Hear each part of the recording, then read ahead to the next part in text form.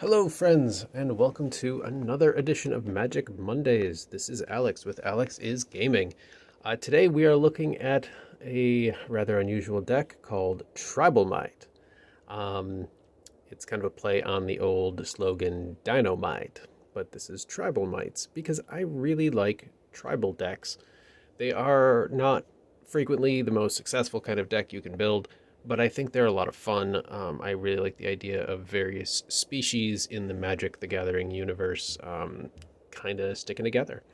So this is built around Ria Ivor, Bane of Bladehold, who has the battle cry mechanic that helps make Phyrexian Might tokens.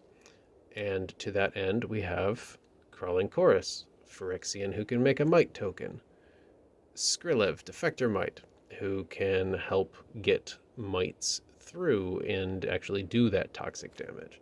We have some changelings. They will count as mites. We have this flesh cutter, which is a piece of equipment that will make mite tokens. You can sense the theme. But along with that, we have some cards to help make our mites, instead of these piddly little 1/1s that can't block, we want to get them to be big mites that can't block. So, to that end, we have Intrepid Adversary to get them bigger. We have Rally the Ranks to get them bigger. We've got down here a Glorious Anthem to get them bigger. We have a Metallic Mimic where they can enter the battlefield as 2/2s instead of 1/1s. Down, way down, we even have, there it is. Nope. Though that does help, we can choose white to get our mites a little bit better. A little bit, well, actually they're colorless, but we can, most of the creatures are white. That's just for mana, sorry. We have a Mondrak who can make double as many.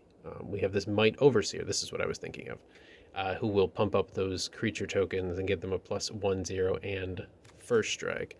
We have a Dramatic Finale to help get them bigger, and down here we have a Vanquisher's Banner to get them bigger.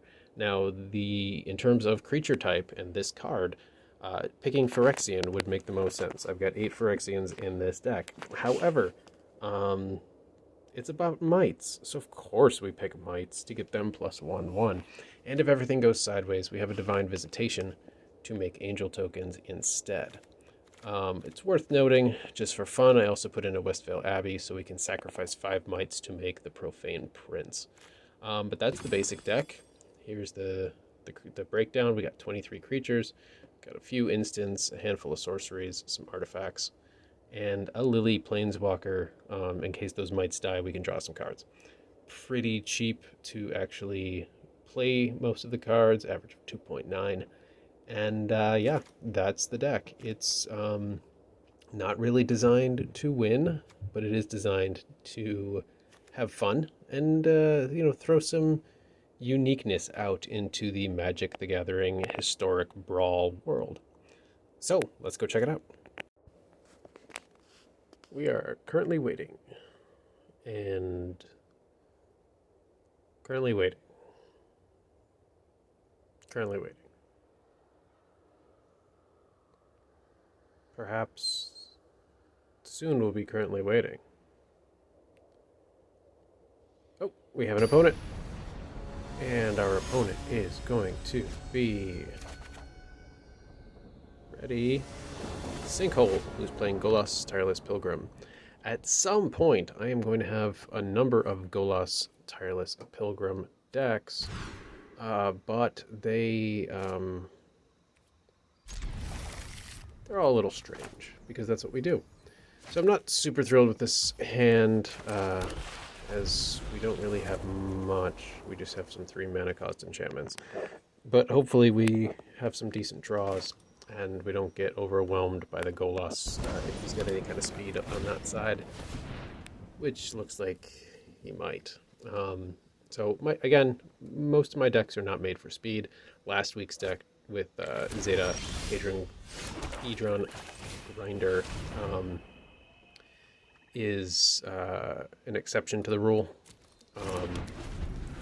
But overall, not really designed for speed, more designed for just silly combos or weird ideas or what have you. Really, exile my thing. You don't want my mites to be too strong. Fine. So this is Bastion of Remembrance. I'm sure if you're watching this video, you are familiar with Bastion of Remembrance, but it is a great card for that indirect damage like that. Especially when you're generating tons of tokens and the idea that as they die, you keep your life alive. You keep your life growing a little bit more. And you can play a creature. You can actually get out our first Might token. It's terribly exciting, I assure you. So next turn, depending on what we draw, we're probably just going to make our things a little bit tougher. There's the Golos. So we're going to have to get rid of him. And if he's got another land, he's probably searching for World Tree, because that's what everybody who has a Golos deck searches for. And no, not World Tree. Wow. I'm legitimately surprised. So we're going to let him draw an additional card. And we're going to make our guys a little bit tougher, just because... oh, I can't. I did that wrong. We're going to go here with the Battle Cry. We're going to make a lot more tokens. So, as you can see, we're building out our token army here pretty quickly. And this Charge of the Mites is interesting. So I can make 2 Might tokens, or I can deal damage equal to the number of creatures I control. 2 target creature or planeswalker, which should be helpful if he plays Golos again next turn. So we can do this, bring him right back out, put it on this soldier token, and then next turn we'll either kill Golos again and get our poison damage, or maybe put this out for the +1 and the first strike. We'll see. See what he does. Oh, taking 2 damage there to get that land out there untapped. And our opponent, Sinkhole, which is a great classic Magic card, by the way. Oh, alright. Golos. Was not expecting that to be making an appearance. I hate this card, because... well, we're going to lose anyway. Game. I'm going to do 5 poison damage next turn, unless he does something about all of my tokens. And those, oh, is he going to do something about the token? Or is he about to quit? He's about to quit. And that's it. Game 1 in the books. And we're on to Game 2, where we will be facing Brohan, who is playing a Shrine deck. This is probably not going to go great for us, because these Shrine decks tend to be very finely tuned. It's a pretty common meta deck. I don't know for sure that Brohan, which makes me think of not messing with him. You can't mess with Brohan, if you will. This kind of deck, I know that there are people who find the deck formula, so to speak, online and just build copycat decks because reasons. I don't know why. It sounds extraordinarily boring to do that kind of thing. It sounds awful. Like there's just no creativity. That's why in the past I have decried like mono black rat decks, or mono-white life gain decks with Heliod as the commander. Like, it's just boring. It's so dull. Like, why are we doing this? This is atrocious. So, let's attack the crawling chorus, too. Yeah, I think it's terrible. I think it's just a tremendous waste of time, and it's not exciting or interesting. I hate it. So I really hope this is not a copycat deck. It's hard to tell at this point, but with the Sanctum for All there, I'm going to say hello and good game, because all of my stuff is about to die. And we're pretty much out of luck here. So let's play this just because, I guess, and see what we come up with. Let's hang on to this Day of Judgment, and let's get rid of this. So next turn, if we don't draw a land, we'll put out Divine Visitation. We'll start making angel tokens. I don't like that they scryed 3, and we're fine with what they saw, but I guess it doesn't super matter, because why would it matter? Because they're going to be searching for something anyway, and it's probably not something I'm gonna like, because that's how it works. But we are going to put out this Divine Visitation next turn, and see if we can do anything to generate some tokens, as they're making some colorless shrine. I hate this. I hate this kind of deck. It's just not going well this time around. We're going to equip this anyway, and we'll do a battle cry on it, because why not? I'm sure he's just going to block with this little shrine. No, he didn't. Wow, what a terrible mistake. That was a huge mistake. Now he does have a lot of shrines out. He's going to be doing a lot of damage to those angels, but we actually might have a chance because of that specific mistake. Let's see how this plays out. Oh, no. It's, yeah, exile. Yep. We're pretty much done here. Let's, I guess, at least throw this out there and make our angels a little bit tougher. And, yeah, it's not worth doing that. Let's put it on one of these guys. Yep, and that's the win. So, because of that one mistake, letting my my guy through instead of blocking with that colorless token, I don't know what he was thinking, we were able to generate those angel tokens and secure the victory. So that's 2-0 for TribalMITE. And we're moving on to Game 3 against Minnesota Bandito, who's playing an Atraxa deck. Not the first Atraxa deck we have seen on this channel. Surely not going to be the last either. We're going to start with the Gate of the Black Dragon because it enters tapped and we have no first turn play anyway. Pretty simple move. We actually have a decent curve here. Depending on what our opponent plays, we might actually be in pretty good shape. Having a tribal killer like Witch's Vengeance in the deck is, I don't know.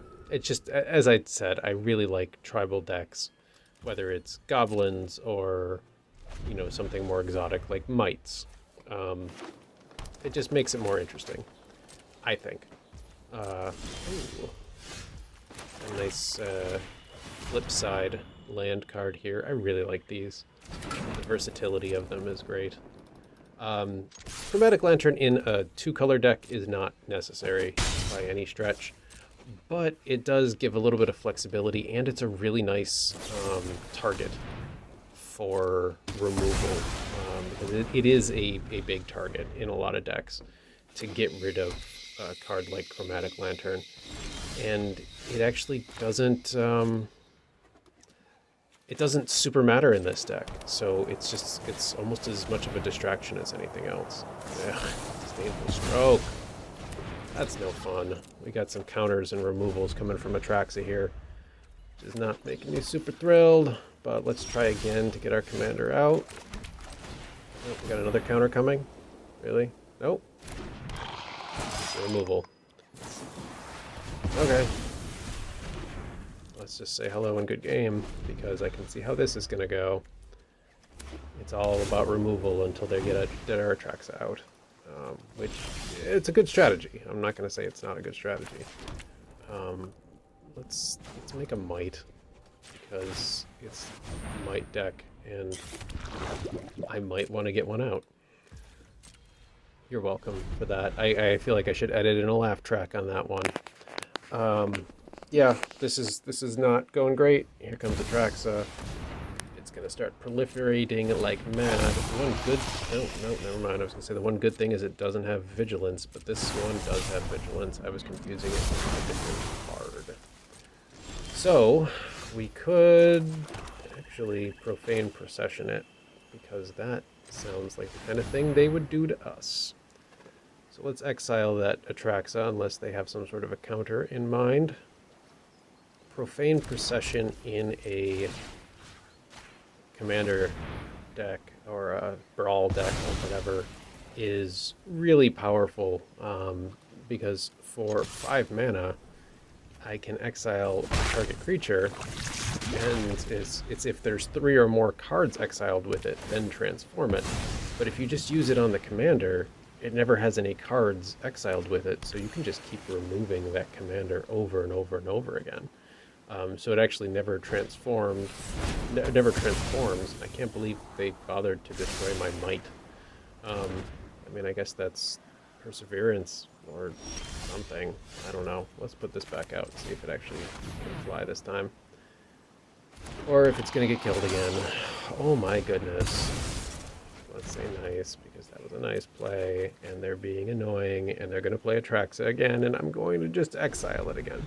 So this is going to be our longest match of these 3 so far, easily. Oh, they get a Grim Tutor. They're going to look to get rid of that Profane Procession, would be my guess. If so, they're probably going to win. But I'm curious what they just pulled. I do wish Grim Tutor had a reveal, just because I like knowing that sort of thing. But let's put out this seething Skitter Priest. And oh, I actually just played a land and I wasn't paying attention. I should have played that first, so that I could at least get this guy a little bit stronger. No such luck. Oh well.